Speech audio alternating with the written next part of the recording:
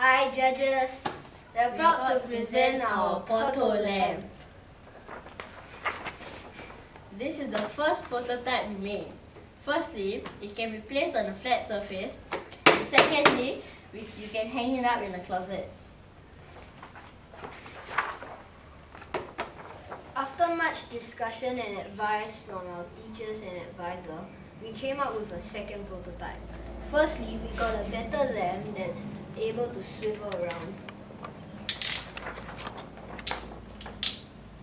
Secondly, we attached it to an elastic band so it will be able to reach the far corners of a closet. Wow. Thirdly, it also comes with extra storage space.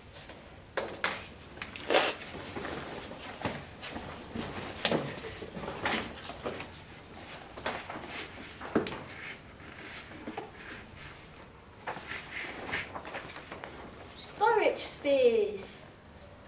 We attached rings to each side of the compartment so that to make it hook the lamp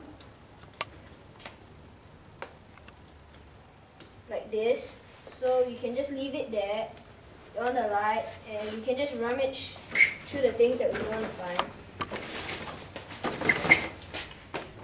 with using our both hands. We hope you liked our new and improved Porto lamp. Masala.